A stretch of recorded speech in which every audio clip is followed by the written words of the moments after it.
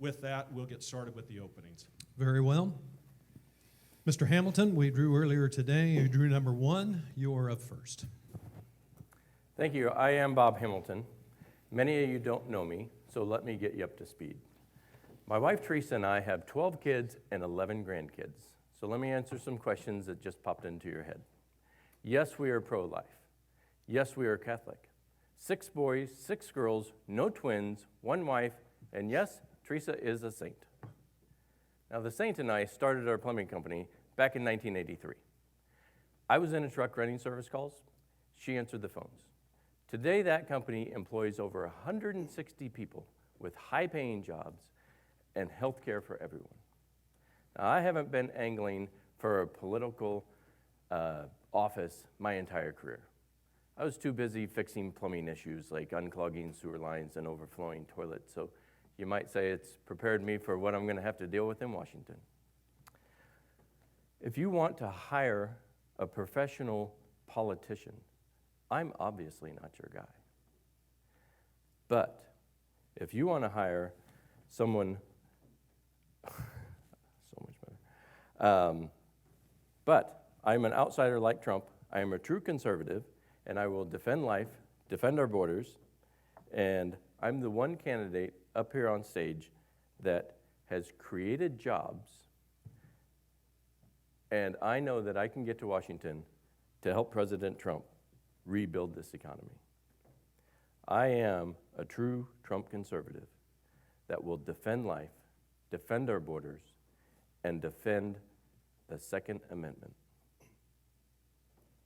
If I am your nominee, you can know that you will get a true Trump conservative that has common sense, that can win in the fall.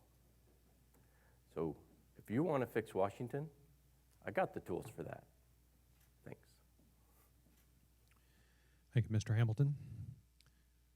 Mr. Marshall. Good morning. Kansas is a state with more cattle than people. Agriculture powers over 40% of our economy, and the hardworking ranchers and farmers of Kansas know I have their back. And that's why the Kansas Farm Bureau, the Kansas Livestock Association, and Senator Bob Dole have endorsed us. Growing up on a Kansas farm, I learned many of life's greatest lessons. I learned an appreciation for the land, the importance of hard work, and the value of a man's handshake. Sitting on the House Ag Committee has been a great honor for me to give Kansans a voice, to stand beside President Trump and write a strong farm bill, to work on fair trade agreements, to get E15 year-round, and to roll back waters of the U.S. And just like the farmers and ranchers of Kansas, President Trump knows I have his back. That's because I have a 98% voting record with President Trump. 98%, one of the top 10 voting records in all of Congress, that I've stood beside President Trump through thick and thin, in good times and bad times, that we've stood beside him, just not in word, but in deed. And I'm the only person up here that can say that I've done that. Listen, even though today's discussion is about agriculture, I want to turn the page and talk about the coronavirus just for a second. We need to stop and mourn those who've lost their lives. We need to stop and pray for those who are still ill. But my biggest concern today is the loneliness out there, the emotional scars from this illness. I'm concerned about the poverty-related illnesses, and I'm concerned about the economic challenges this virus has left us. Today, even yesterday, we need to get Kansas back open for business in a safe and responsible fashion, and we have to get our kids back to school very soon. We're looking forward to this fall. Today, I'm here to ask you for your vote and your support, to earn your vote and your support to be your next congressman and give Kansas its next voice on the Senate Agriculture Committee. Thank you, Mr. Marshall. Mr. Lindstrom. Yes, thank you. I'm Dave Lindstrom, and I'm running for the United States Senate in the state of Kansas. I'm not the typical politician that you're used to hearing in a forum like this. I played defensive end in the NFL for 9 years, and I know how to mix it up in a hostile environment, and that's exactly what Washington is these days. Washington is a dangerous place, and business as usual is not going to get the job done. This job is going to require grit. When Mary and I retired from football, I successfully ran my own business for 25 years, and I didn't succeed in my business by spending more than I took in, which seems to be the standard operating procedure in Congress these days. I'm running for the United States Senate because I believe the country's under attack. What else would you call the Democrats touting socialism as an economic way forward in this country? What else would you call the Democrats calling for open borders at the expense of life, liberty, and the health of our citizens? And what else would you call the Democrats' disregard for the sanctity of life, their disregard for the unborn? They're calling for post-birth abortions. Folks, pure and simple, that's murder. And what else would you call Democrats and Republicans alike unsustainable spending that's leading to trillion-dollar deficits? Folks, when Mary and I retired from football, we could have lived anywhere in this country. We chose to live in Kansas because we thought it was the best place to live, to work, and to raise a family. And this Kansan is not willing to stand idly by and watch the quality of life that we enjoy taken away by short-sighted politicians who are looking to climb the next rung on the ladder, who are trying to get elected or re-elected so that they can be somebody. Folks, Washington needs to change if we're going to remain a sovereign nation. I want to be your next U.S. Senator. Go to Washington, support President Trump, and be that change for you. Thank you. Thank you, Mr. Lindstrom. Mrs. Wagle. Thank you. My name's Susan Wagle. I'm a wife, a mother to 7, a grandmother to 15. I'm a small business owner. Most important, I'm your Kansas Senate President, and I just led the Kansas Legislature through a COVID-19 response marathon session that went 24 full hours as we solved problems for the people of Kansas. We made sure that if you're late on your property tax payment or your income tax payment, that you don't have to pay penalty or interest. I made sure that small business owners, farmers, and ranchers have access to a new, very low interest loan program to help them pay their back due bills. Most important, I reined in Governor Kelly. Her emergency orders have been discriminatory. She's left the big box stores open during the entire crisis and shuttered doors for small business people in the state of Kansas. She alone is the reason why the barber in McPherson had an arrest warrant. Most important, her new orders, what we called 1.5, she shuttered down youth sports. Our kids were ready to go out and play basketball and baseball. They were ready to see their friends again. And even now, as I stand here, she has kept the doors to our VFWs and our American Legions closed. Our military veterans who fought for independence and liberty still can't go into their local membership-owned facility and sit down and buy a beer, have a drink, and talk to their fellow military veteran. When this bill takes place, she will not have any more emergency orders without the approval of the leaders of the legislature. We're going to open up Kansas. We're going to open it up safely. I can't wait to get out on the campaign trail again, shake your hands, meet you face to face. I am your conservative candidate who's been here for you, who's been the voice for the vulnerable, the voice for small business. I'm not funded by the lobbyists in D.C. I'd love to have your vote in August. Thank you, Mrs. Wagle. Mr. Kobach. Every election year, you hear Republican candidates say the same thing. I'm conservative. I've always been conservative. But then when they get into office, you see something different. Some are, but a lot of them are not. You guys know my record. As your Secretary of State, I promised we'd have the most secure election system in America, and I delivered.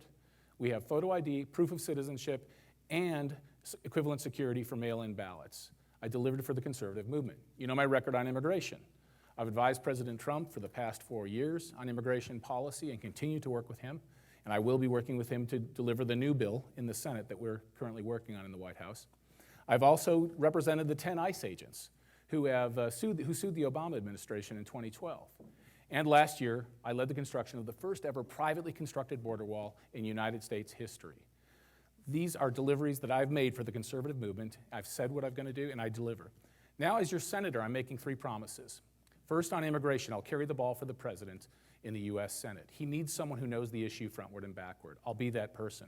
And in times of coronavirus, borders matter. If you can't control who comes into the country, you can't protect the country. And when 40 million Americans are out of work, they do not need to be competing against both legal and illegal foreign labor to get back into the workforce.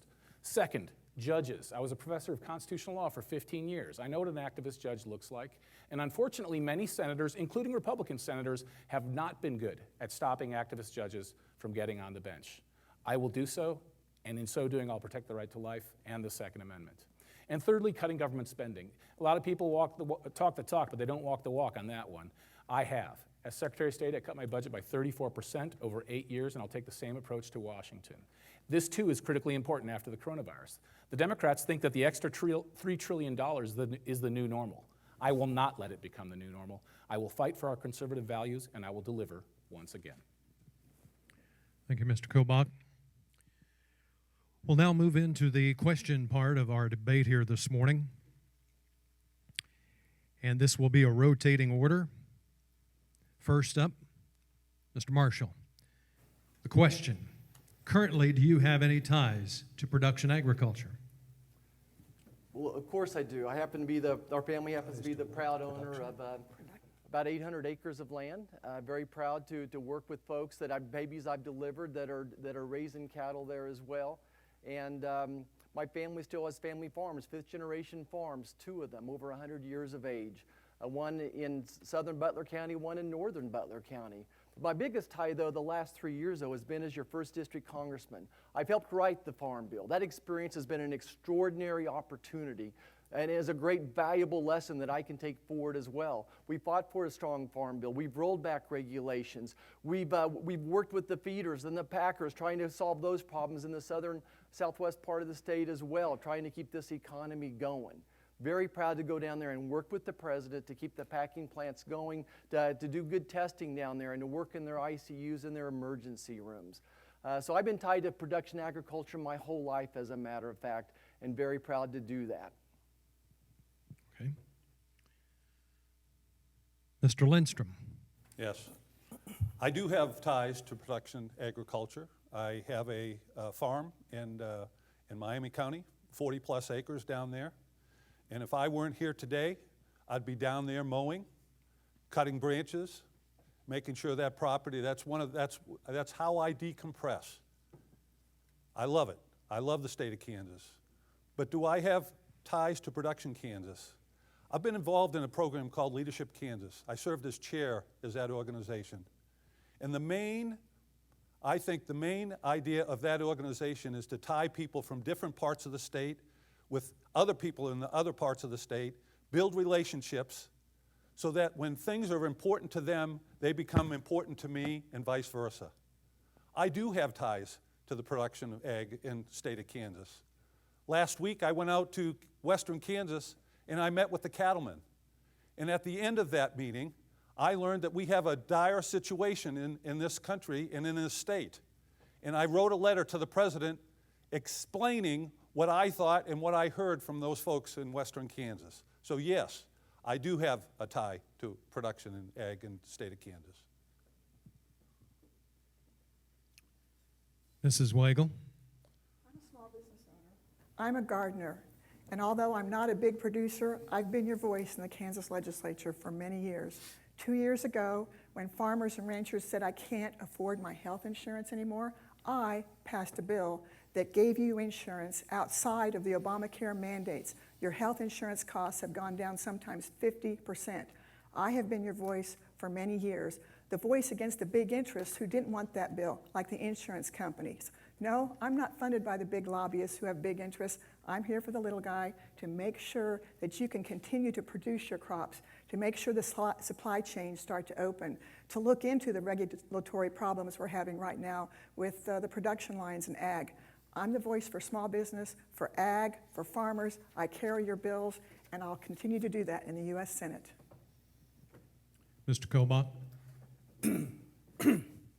Yes, I do have ties to agriculture. My wife Heather and I and our 5 girls live on a crop-producing farm. It's not a huge farm, 175 acres, but it is a significant chunk of our income. And of course, in the past, like many of us, we have ties to farming. My father and mother-in-law were John Deere dealers who lived on a farm. My grandparents owned a couple dairy farms. And so, of course, I think most of us have ties to farming. But I actually have soybeans in the field and actually have a very clear sense of the economics of farming, at least on a small scale, and I see what's happening with many of the bigger farmers in Kansas. You know, the soybean price right now is $8.35 a bushel. We just drilled our soybeans in a couple days ago. I'm hoping that the price will rise. I'd love to see $16 a bushel like it was in 2012, but it probably won't get there. But I understand what the soybean farmer or the wheat farmer is up to. Those are our two crops that we drill. And I also have a good relationship with President Trump. In fact, he and I were just on the phone last week, and I was talking to him about the price supports of 2019 and how they did make it good for Kansas soybean farmers. The combination of the price supports with the price of soybeans meant that we were better off in 2019 than we had been in the previous 2 years. And I think it's important to have a voice for Kansas that knows the president and can convey that to him. But one point about Roger Marshall, he claims he's so happy to be on the Agriculture Committee, then why in 2018 did he try to get off the Ag Committee and trade that for a seat on Ways and Means? If he's so committed to farmers, he wouldn't have done Time. Mr. Marshall, rebuttal, 45 seconds. You know, once again, that's fake news, Chris. Certainly, I had a plan to get on the Ways and Means as well as stay on the Agriculture Committee. I would have never left Kansas without a voice on the Agriculture Committee. That's simply not true, and that's why I've worked so hard on Kansas agriculture policy. And not, you know, a farm bill is so much more than just crop insurance. There's commodity support programs, there's conservation programs. There's so much for rural America in there as well. So proud of all the work we've done for the high-speed internet. There was $680 million for high-speed internet in that last bill that we did. And since then, we have another $1.5 billion dedicated. We've taken some of those rural development loans, and we've helped build hospitals in Osborne, Kansas, and we've helped to take out loans in residence halls in Lindsborg, Kansas. So a farm bill is so much more. Time. Thank you. Mr. Hamilton. First of all, this Memorial Weekend, I would like to take a moment to remember those who have served so we can continue to have our freedom. But yes, I am a hunter. Yes, I own some farm ground. And I work with 4 different farmers. So I know the issues because I talk with these farmers. Every one of the farmers that I talk to, they want trade, not aid. 100%, I've yet to talk to a farmer that wants to be subsidized. But the fact of the matter is, we need to stand behind our farmers. We need to have a farm bill. Every one of the farmers I talk to is 100% behind President Trump in the trade deals. They know that he's getting better trade deals for them and for their future generations. China cheats, and we need to deal with China. China rigs the system, and they steal our technology. We have a China problem in this country that needs to be solved. And President Trump is doing that, and our farmers are 100% for him. We also, I talked to them, and they need less regulations. They need government to get out of their way. That's what I will do when I go to Washington, is to get less government, less regulations, and get a farm bill. Thank you. Second question then, and Mr. Lindstrom, you're going to lead off with this question. If elected for this particular position, what would you do to help make it possible to make it feasible for young folks to be able to come back and go back to farming, for those who have either left the farm or those who want to farm? Okay. It's a great question. And Kansas is a leader. The agricultural industry, as you've mentioned, has been mentioned here today, is probably the most important industry in the state of Kansas. Food supply should be a national security issue. Kansas should be a leader in this field. Kansas can be a leader in this field. Young people want to be a part of something bigger than themselves. And the Kansas Ag can do that, especially with technology. No one uses technology more than the ag community, other than possibly the military. And to encourage folks to get involved in ag because they love this country would be the way I would help. Mrs. Wagle? The one thing we need in our rural areas of Kansas is access to broadband for everyone. That's what's keeping our young people away. It's what can drive our tractors. We can do telemedicine through broadband, and the only way to get it is to take on the big interests in DC who have a lot of profit to make, and they just don't make money by running that line out to the small farmer.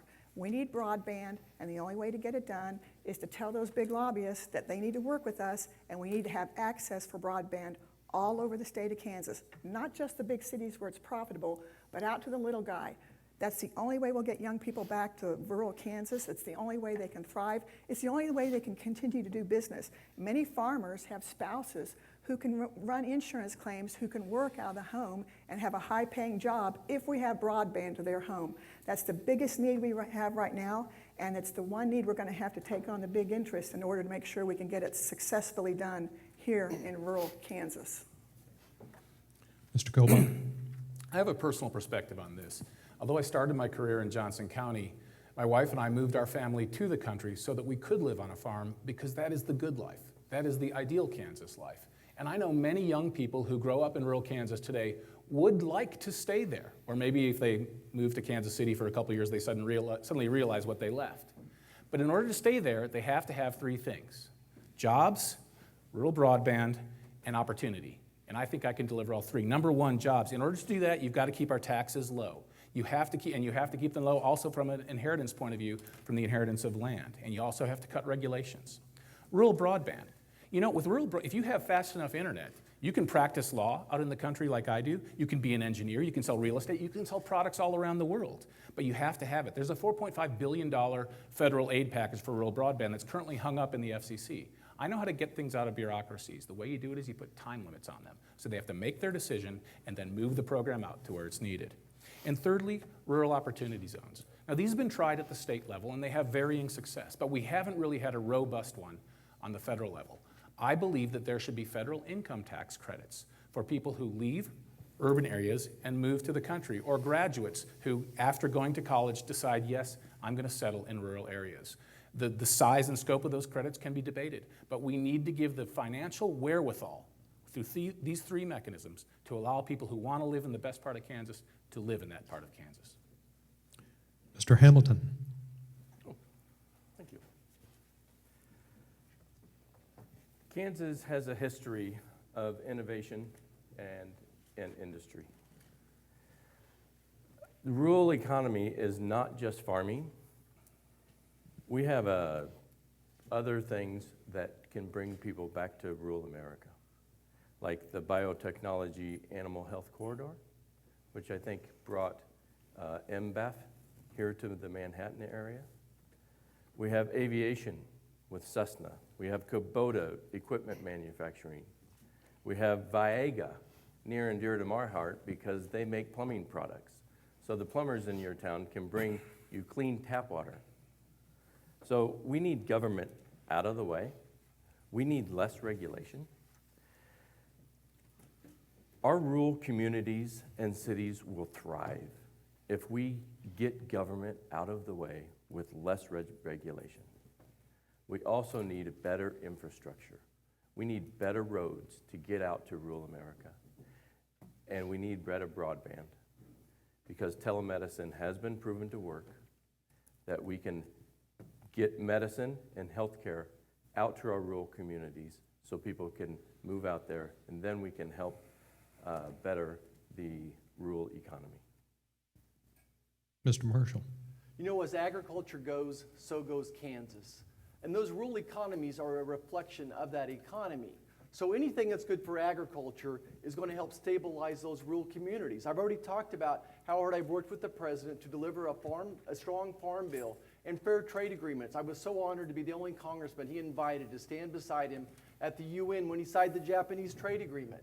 Ethanol is vitally important to so many of these communities. We have 11 ethanol plants across the state right now. 2 are shut down, and most of them are operating at less than capacity. And we've also talked about rolling back regulations, how important that is.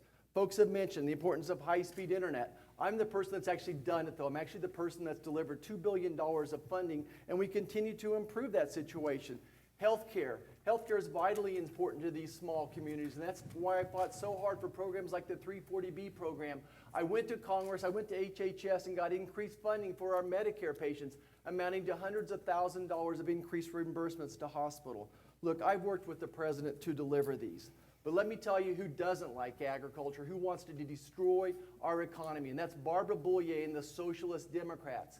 Listen, their Green Deal is the real thing. They really want that. The Green New Deal was the end of Kansas agriculture as we know it. It's the end of the oil and gas industry as we know it. And that's why we have so much stake in this coming election.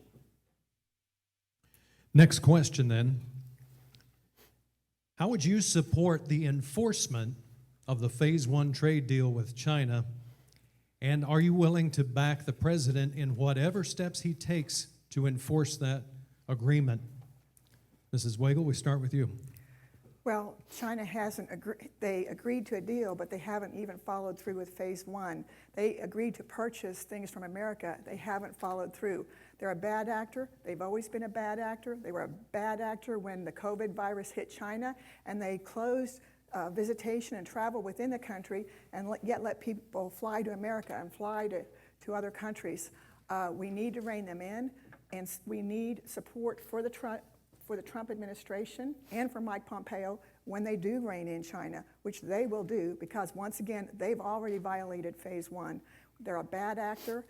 They've harmed America greatly. We should be allowed to sue them. We should be allowed to get back international money, monies that they've taken. They're still violating technology agreements, and they still need to be reined in. Nothing's changed with China. We have to have a firmer hand. I'm sure Trump will do that, and I will stand with President Trump when he gets that done, and Mike Pompeo, who we're very proud of here in the state of Kansas. Mr. Cobach? We do it with the threat and, if necessary, the imposition of additional tariffs. I have stood behind the president 100% on the imposition of tariffs against China, and thank goodness we have the first president in any of our lifetimes who's actually done something to bring China to the table, who's actually made the Chinese stand up and face the reality that the United States is not going to take it anymore. But the president needs people in Congress who will be with him and won't stab him in the back. Now, Roger Marshall likes to tell you about how he votes with the president all the time, but when the going gets tough, he's not there. Last May, he published an op-ed in the Kansas City Red Star, which said, and I quote, "Kansas soybean farmers can't stand another round of tariffs." That op-ed landed on the desk of the Chinese president, I'm sure, and it sent a clear message. Republicans in Congress aren't going to support this president. Hold on, because he can't hold on because his Republicans are defecting. Now, he'll say he didn't mean to hurt the president, but I tell you, it hurt the president's position gravely. Marshall's position on China has not been a strong one. After he took a junket to China, privately funded, he then came back and voted twice to fund the WHO, which, as we have all learned now in the wake of the coronavirus, is China's puppet. We have to have someone who's willing to stand up to China, someone who doesn't kowtow to China, and someone who stands with the president when the president does what is necessary. Mr. Marshall, rebuttal, 45 seconds. Well, Chris, I guess that qualifies as throwing the kitchen sink at me. You know there's no space between the president and myself on these issues. I'm so honored that after I speak on trade on Fox News, the president would call me from Air Force One and encourage me. You've made the same mistake twice talking about our tariffs on China. I said the American farmers cannot take more of the Chinese tariffs, that we need to keep standing up on them. But this is just exactly what we're doing. Is we're helping the Democrats right now. We're helping Barbara Boyer winning this election by you attacking me. And just like you handed the governor's race to Laura Kelly, you're about to hand the Senate race to Barbara Boyer. The president needs a person that's been tried and tested to keep standing beside him, just like I've done. There is no space between the president and myself on agriculture issues. I'm so proud of that relationship. Mr. Hamilton. Well, this is just an example of political nonsense, and this is why I'm jumping in. Because we don't need to just keep arguing about problems. We need to fix them. We need an outsider that can go to Washington and fix problems and not just argue back and forth. It's just the reason I'm jumping into this. We do have a trade issue, and we do have a China problem. We cannot trust China. We never could. China rigs the system. We know that they cheat, and we know that they brought us this pandemic. And we need to get our manufacturing back to the United States for all of the drugs that are made in China and all the PPE products. And now they're holding us hostage because they brought us this virus, and now they are stockpiling them, and they don't tell us that this virus is coming. So let's get our drugs manufactured back into the United States. Let's get our PPE products manufactured in the United States, and let's get a better trade deal with China, and we have to be tough on China. So I stand behind President Trump. I know our farmers are 100% behind him. He will get us a good trade deal. Mr. Marshall. You know, we have a couple secret weapons when it comes to these trade agreements, and one of them is our USTR, Bob Lighthizer. And what most people don't realize is that Ambassador Lighthizer came in under Senator Bob Dole, and he drew up a great trade agreement with enforcement in it. So I'm the person that stood here beside President Trump working through these trade wars, and there's tariffs already built in, so those can be implemented. And we are keeping a very, very, very close eye on the situation right now, and we're going to keep putting pressures on them. Soft on China, my goodness, you should take a look at our website right now, on our official website, and you'll see how tough I've been on China, the op-eds we've written, the legislation that we've signed on to.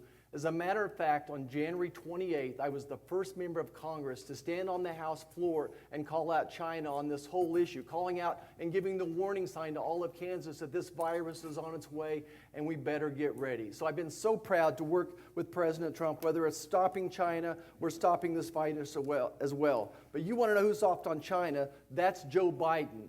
Joe Biden is another failed candidate who brings fake news all the time as well. He's the person who came out against the president's embargoes against China. He came out against the president on the trade, on the transportation as well over here. Nancy Pelosi, another person who's soft on China. And I can assure you, if we hand this seat over to the Democrats, that Barbara Boyer will be another person that's soft on China.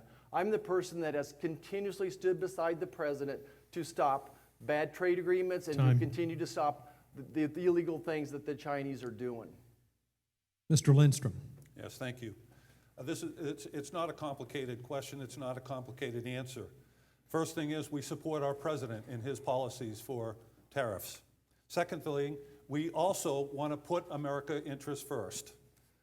Third, we're tough. We say what we mean, and we mean what we say. We need to keep the lines of communication open, because if we're not communicating with our allies and our adversaries abroad, we won't accomplish anything. I want to take just a second to talk about, as I have traveled around the state of Kansas and I've talking to farmers, they're not wonderful, they're not real enthusiastic about the impact on them as it relates to these tariffs. But they're willing to suffer short-term pain for long-term gain. They are true American patriots, but they do not want to be martyrs and die on this hill. Next question. Is there an excessive amount of corporate mergers in agriculture? Mr. Kobach, we start with you. Yes, there is, and it's because so much land has become available and has been snapped up by these corporations. And the core reason that so much land is becoming available is because we have a crisis in Kansas ranching.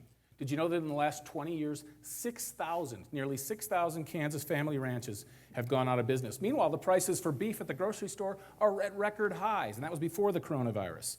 The packer is getting about $1,500 per head for cattle, whereas the rancher right now in Kansas is losing $200 per head. There is something wrong with the price situation, the pricing practices in the industry. 11 attorneys general of the states have called on the Justice Department for an investigation into anti-competitive price collusion by the 4 large beef packers. I support that investigation. But more than that, Congress has to take action.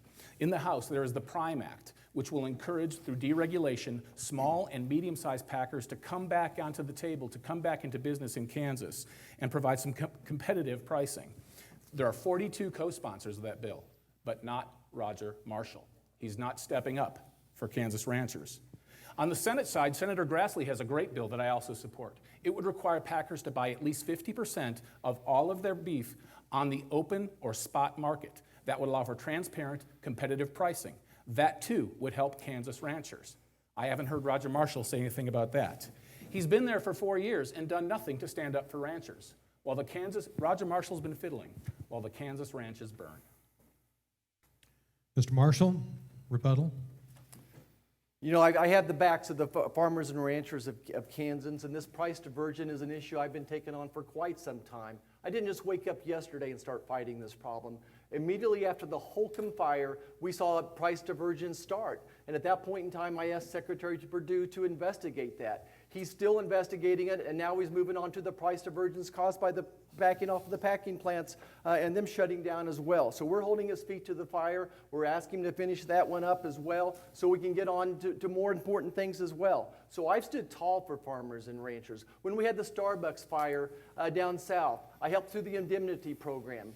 Look, I grew up working in agriculture. These are my friends, my family. I'm going to keep standing tall. And when you attack my policy, you're attacking the president's policy. Mr. Hamilton. We do have a problem with concentration, and one of our problems is with the meatpacking industry. We have 4 companies that are there, and we need more competition. If we don't have good competition, then we're going to have the price gouging that is going on and the price fixing that's been alleged. And yes, I fully support an investigation into that. It is not fair for our ranchers to bring their product to the food processors and they get lowballed the price. And then on the other end, the consumers are paying higher prices than ever. There's something wrong there. That needs to be looked at. That needs to be fixed. We need more competition in the meatpacking industry. We also need more competition because it could ruin our food chain supply. Meat is an essential product for Kansans, and we need more outlets, more places that our ranchers can bring their products to. So then we don't have these, they have better choices, let's say. Mr. Marshall. You know, I grew up on a family farm, and once upon a time, you could raise a family on 160 acres of good wheatland in Kansas, but that's not possible anymore.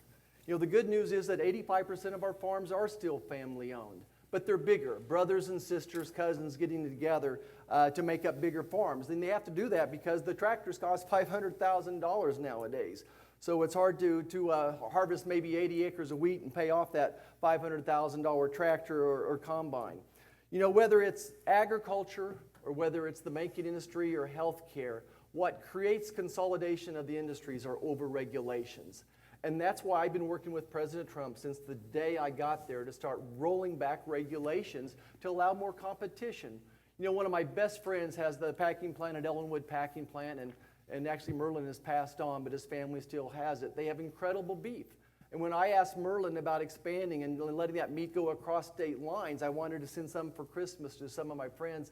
He said, Roger, we can't afford to do that. The regulations are so tough that we can't do that. So that's the challenge right now. And the packing plant, 4 particular companies own 90% of the business. So we need less regulation so people can start a business and still make it. So I'm going to keep working with President Trump and his Justice Department to make sure that we don't have little oligopolies out there running things. Mr. Lindstrom. The answer to the question, are there too many corporate mergers, is yes, there are, especially in the ag business. As been mentioned, there are 4 major packers in the country, 3 of which are foreign-owned. Antitrust laws with just 3 packers, they get to change the rules. They get to lobby. The other problems are, in this industry, is mandatory country of origin labeling. They wouldn't have that. We need to have, people want to know what they're buying and where their products are coming from. Our Kansas ag farmers want that too. Ranchers want that. Also, when you have a limited number of packers, you have a control of how the money is spent in the checkoff program. The $1 a head per cattle each rancher has to pay, that money is supposed to go to marketing their product, beef. But too often it goes to lobbyists and benefiting the packers. But yes, we need to do that. I also would support Senator Grassley and Senator Tesler's 50-14 rule, which would create 50% of the market has to be a cash basis and killed in 14 days. Thank you. Mrs. Wagle? We are currently in a COVID crisis in Kansas in our packing plants. COVID has spread through the plants. Trump has said keep them open. We're now keeping them open with social distancing, but they absolutely cannot process the meat like they should. Our young ranchers are already bankrupt. They didn't have savings. Those who have been in the business for a while, they're living off their savings. They're about to go bankrupt. Yes, I absolutely support when President Trump said, let's look at this. This is possibly a monopoly because they're putting our ranchers in Kansas out of business, and we need to solve that problem. The inequity really came through in this COVID crisis. Now we know we have a problem. Now we need to address it. And we can't let our ranchers and farmers in Kansas go out of business because they can't process their meat products. We're euthanizing beef. We're euthanizing pork. My goodness, we shouldn't have allowed this to happen. It should have already been prevented. I'm the voice for the little guy. I'm the voice for the Kansas ranchers and farmers and small business owners who are struggling right now, and I'm trying to solve their problems. I've been the reliable conservative voice for many years in Kansas, and I will continue to be that voice if I'm elected to the U.S. Senate. Next question. How would you go about gaining a seat on the Senate Ag Committee? Mr. Marshall, we'll start with you. Well, I think we planted those seeds. First of all, we had the support of hardworking farmers and ranchers across Kansas. Kansas Farm Bureau and its 40,000 members, the Kansas Livestock Association and its 5 members. You know, Senator Bob Dole is a great endorsement in D.C. as well. I think the work that I've done on the House Agriculture Committee has well prepared me. And Leader McConnell and whoever is the next Senate leader on that committee, replacing our own Pat Roberts, I think they're going to look for a person that's a team player that doesn't scorch the earth behind him. So I have a great history of bringing people together to pass a very strong farm bill, bringing people together that value conservation, and the people that value the USAID, another program that Senator Dole started as well. So I'm going to use my grassroots organization and put my record on the line, showing folks what I've done with President Trump to work for agriculture and to make sure that we have a strong voice. You know, actually, we've had a voice on that Senate Ag Committee since 1968, last 2 years. I dare say this, I may be the only person that's qualified up here to be on that Senate Agriculture Committee. Growing up in agriculture, owning farms, working in agriculture, I can speak the language. And then finally, just the legislation that we've worked with so far has done so much for agriculture, and I look forward to being your next voice on that Senate Agriculture Committee. Mr. Lindstrom. Yes. First of all, I would arm wrestle whoever made the decision. Yes, I would gain a seat on the Ag Committee, and I'd do it for a couple of reasons. I'd be able to do it this is how I would convince someone. I would make sure that whoever's making those decisions know how passionate I am about my state and how important ag is to this country and how important our food supply is to our national security. And I would also let them know that there's no one on this stage or in this state that will represent the folks of ag better than I will, because not because I know a lot about ag, but because I will listen, I will hear what they say, I will act on what they do, I will follow up on myself, and then I will ask the people that I go out to talk to, the people of the ag folks of this state, to follow up and measure me. Thanks. Mrs. Wagle. Thank you. Getting on the Ag Committee would be my first priority, and once I'm on that committee, I'll never ask, as others have, to get off that committee. I've already traveled around to Farm Bureau committees all over the state and said that is my top goal. I've already sat down with Jerry Moran. I've already sat down with Pat Roberts, and I said, if I get elected, please help me. I want to be the voice of ag. I want to be the voice for the little guy who's getting hurt by the big businesses, and I want to be on that committee, and I will stay on that committee. I've traveled the state of Kansas already before the COVID crisis. I've been the voice of agriculture for many years in the legislature. I appointed Dan Kirshen, who was our Sedgwick County Farm Bureau president and he's now our chair of ag, and I have a great ag committee in the Kansas legislature. We respond to the needs of Kansans, and I've stood with you for many years. I'll continue to stand with you, and my first priority will be get on the ag committee, and then once I get on, I promise to stay on. Mr. Koma? I think Kansas has a very strong chance of maintaining a presence on the Ag Committee. We've had that seat there for many, many years, and I will too be asking for that seat on the Ag Committee. I think I have a credible claim to it. I think senators should ask for seats on committees where they add value. I'll be asking for agriculture because we live on a farm and we understand and we receive those price support checks and we see it firsthand. I'll also be asking for a seat on the Judiciary Committee because I have that expertise to add. I think that's important. But I think in addition to just being on the committee, you have to be willing to lead the committee. And I'm willing to say that there have been times in the past where the Ag Committee has made the wrong decision. Let's take country of origin labeling, which Dave brought up. That's a great point. We had mandatory country of origin labeling for a few years, but then there was a case brought by other countries, surprise, surprise, in the World Trade Organization. And the World Trade Organization found to no one's surprise that yes, if you tell people where beef comes from, they're more likely to buy American beef. Well, duh, of course.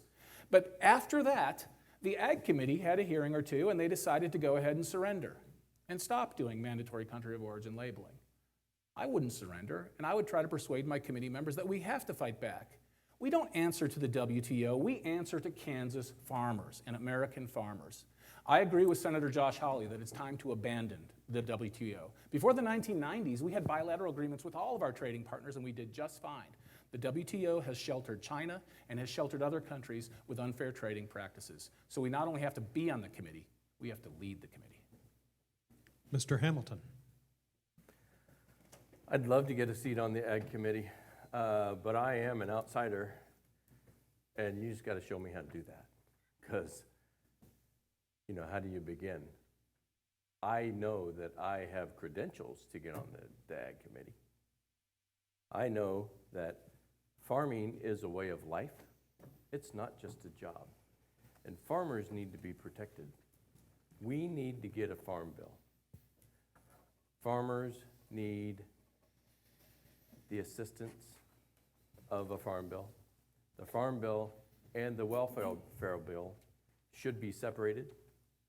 77% of the money goes to a welfare bill. That's not right.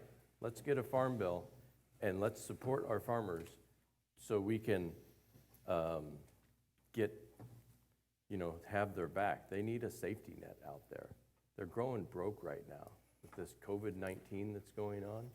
They need protections, and I would get on that Ag Committee just to protect our farmers. I own several farms. I work with several farmers. I know the needs of our farmers, and I know that they need less regulation and getting government out of the way. I'm for President Trump to get rid of regulations and get a farm bill passed. We have 6 more questions, but we're only going to use one of them. We're down to our last question. Final question. Are you in support of moving additional USDA staff to Kansas City, and why? And we'll start with you, Mr. Lindstrom. Absolutely, yes. I've said this repeatedly, that ag is the #1 industry in the state of Kansas. We have, between Columbia and Manhattan, the Animal Health Corridor. We have MBATH here in Manhattan. We have the National Institute of Food in Kansas City, moving to Kansas City, who brought 60 jobs recently. So absolutely, it has been mentioned here earlier that a great education and the prospects of good employment is what's going to bring people to this area. So absolutely, I would be in favor of doing that, yes. Mrs. Wagle? Well, I'm in favor of moving the Department of Ag to Kansas City, Kansas, not Kansas City, Missouri. We have a Sprint campus in Kansas City, Kansas that's absolutely perfect for the facility. I would have liked to have been around Manhattan, where we already have NBAF. But we're going to have to stick with Kansas City, and I would prefer for it to be on the Kansas side. Absolutely, that needs to be done where we have people here who are close to the ag belt and the production lines and close to the people of Kansas. It needs to happen, and I'll make sure it happens when I'm in the Kansas Senate. It'd be right for Kansas, it'd be the right thing to do for the people of Kansas to be close to the producers, to the farmers, to the ranchers, would make them more in touch with our needs, with our local needs, with all that's happening, especially in this crisis. Mr. Kobach. Absolutely, I'd be in favor of moving USDA operations to Kansas City. You asked why specifically. 2 reasons. 1, you're closer to the actual issues, and 2, it saves money. Let me give you an example about being close to the issues. You see this in Washington all the time. I've served at the Justice Department, and I was there when the Department of Homeland Security was created. What happens is people get in this Washington bubble, and they don't get out and talk to the people on the ground. So to take Department of Homeland Security as an example, I have many friends who are Border Patrol officers, and I'll find out about something that's happening all over the border, but then when I go back to Washington, the DHS doesn't even know. The brass in Washington don't even know what's going on. The same thing, I'm sure, happens in agriculture. You have things happening on the ground with farmers that the USDA is not aware of or doesn't know the details about. The second is saving money, and the reason it will save money is simply cost of living. If you take people out of the very expensive Washington, D.C. area where the price of housing is exorbitant and the price of food is exorbitant, and you move them into a place like Kansas City, you save the federal government money. And we need to be saving money right now because remember, we're now $3 trillion additional dollars in debt because of dealing with the coronavirus issue. We have got to be looking for ways to cut costs.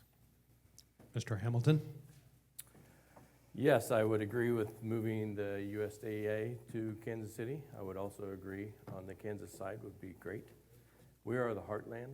We're very centralized right here, so they can be very close to ag.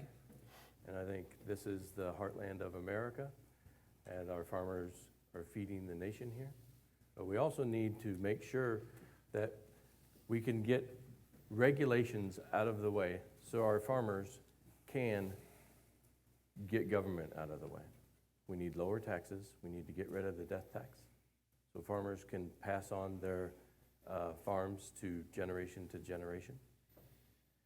And we need better trade deals, and every farmer I talk to is fully supportive of Trump in getting better trade deals. And I support Trump, and I support our farmers, and I will have our farmers back. Mr. Marshall. You know, I'm the candidate up here that's not only talked about it, that's actually done it. I was partially responsible for moving that research office to Kansas City and those jobs. And like several have said, it does save taxpayer money. It does put the research closer to the boots on the ground, close to the farmers. Those are great things as well. I'm very proud of our animal health corridor. Over 60% of America's dog food is manufactured there. So one of the bright spots in the economy is the animal pet industry as well. Very proud of the work of NBAF right here at my alma mater, Kansas State University. I think I've done 6 tours there with the DHS, USDA, Kevin McCarthy. So I'm very proud of my university, very proud of NBAF here. So there's so much synergy opportunities. But this just brings the point home how important agriculture is in this election and what's at stake. That if we send the wrong person, if we send a failed candidate to the fall election, that agriculture is done as we know it. The Green New Deal will be the end of Kansas agriculture, the end of the Kansas oil and gas industry. So this is so important that we send the right person to make sure we keep a Senate majority as well. I'm the person that stood beside President Trump to accomplish these things, whether it's trade. We've negotiated over 55% of our agriculture trade agreements so far. And the USMCA should be implemented right now. I've been proud to stand beside President Trump through moving the USD offices here. Happy to do more. We're going to keep working on the trade. Thank you. Candidates, we've come to the time for our closing statements. We'll go back here to the drawing, and up first, Mr. Hamilton, you'll have 2 minutes for your closing statements. Mr. Hamilton, please proceed. Make sure my mic works. All right. Look, this campaign comes down to this. Do you want to send a professional politician to Washington, or do you want to send a plumber to help drain the swamp? I'm not a professional politician, and I don't have all these canned answers. I don't do political speak. I speak plainly, but I speak of conservative, common sense values of Kansans. Now, we have one candidate who is conservative, but he can't win in the fall. And we have one candidate that is not conservative and thinks he can win in the fall. but we don't have to choose because you're lucky. I am a true conservative that can win in the fall. And this is important. We have to win. The stakes are high. We cannot pick the wrong candidate and allow the Green New Deal or socialized medicine. We can't have open borders. I am a true conservative from Kansas that will defend life, defend our borders, and defend our Second Amendment rights. I will also be in full support of any conservative judicial appointees. I'm the one candidate up here that has created jobs, created a business from nothing. And I know I can get to Washington to help President Trump rebuild this economy.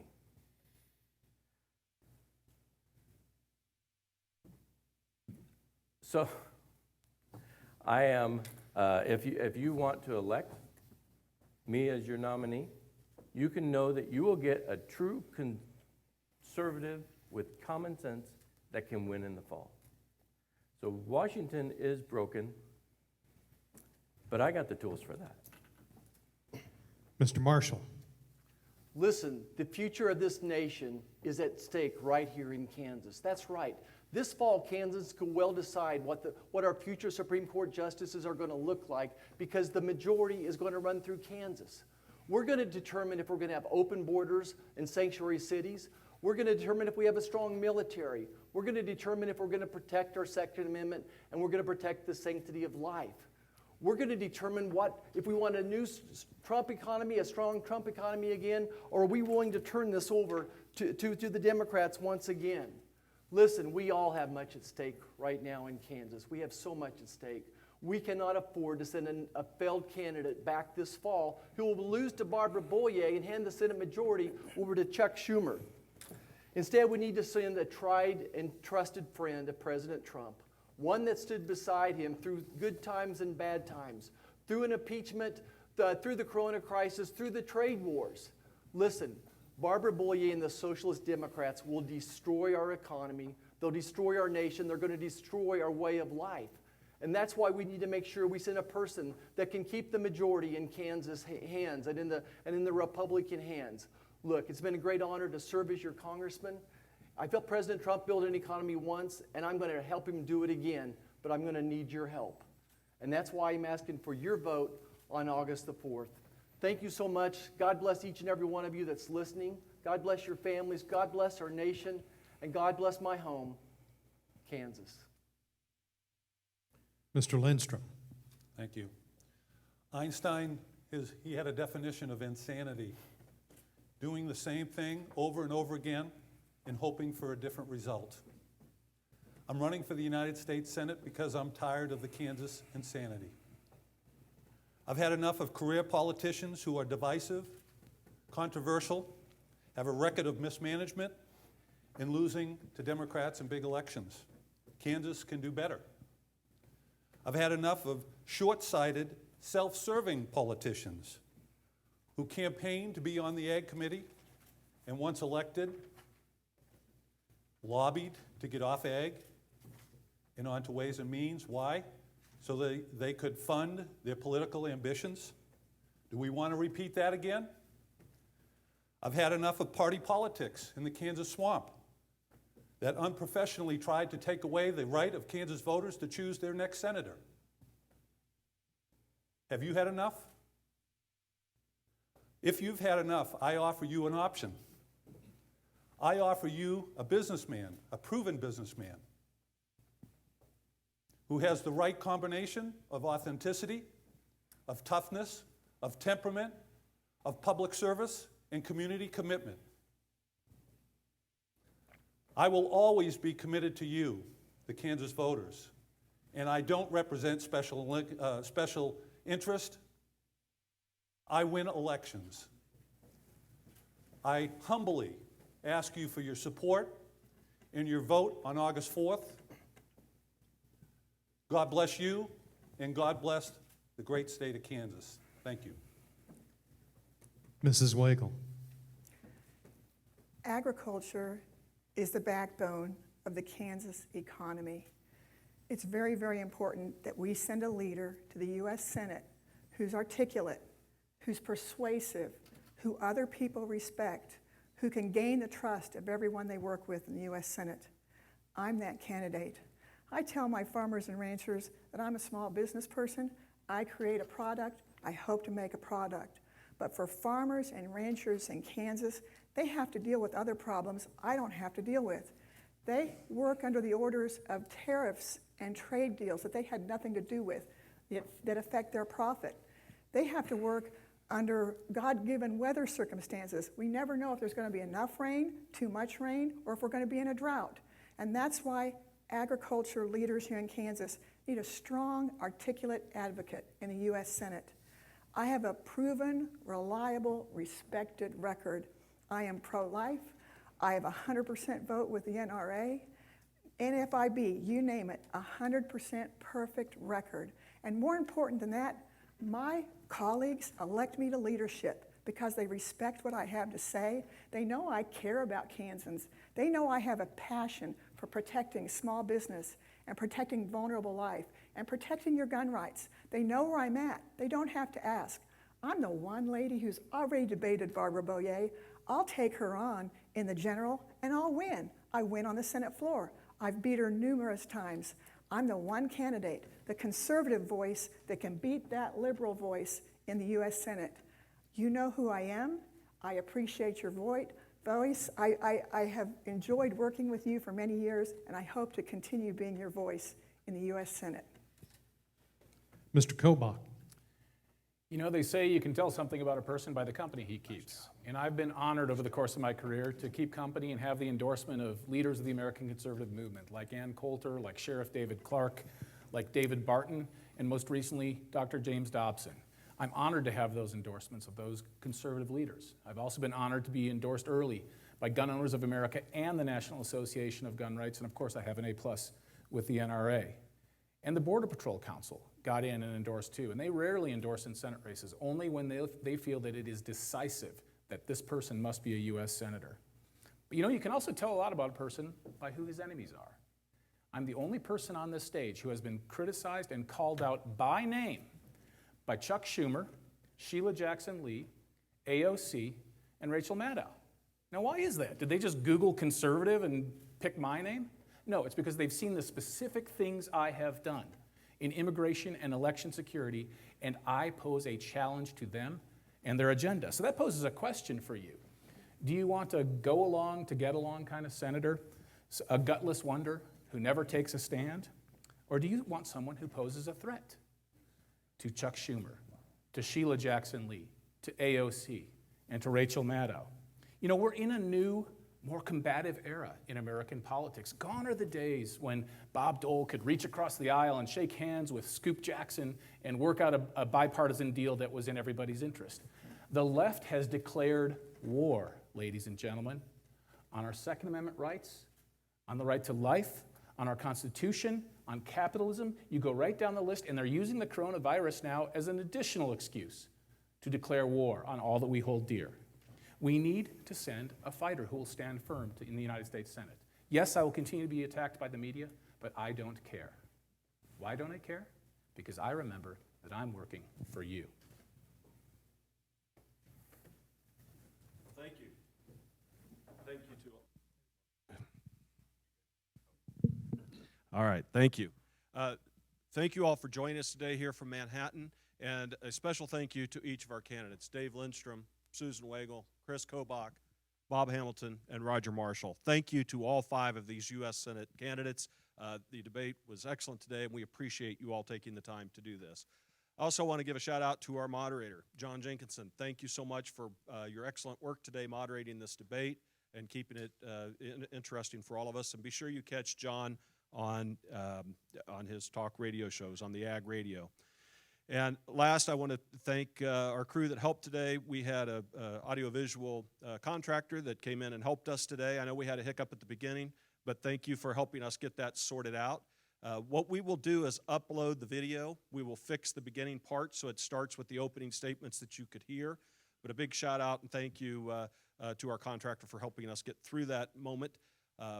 as some of you know, with this coronavirus, we worked very hard to get a hotel, but the hotel staff has been furloughed. So we've been doing all kinds of things today as your Kansas GOP that normally the hotels handle for us, but we made it work, and it's been a great debate, and thank you all so much for being with us today, and be sure to watch for the video to be uploaded. So with that, thank you all. Thank you from Manhattan, Kansas, and thank you for this debate on ag and rural issues. Thank you and goodbye.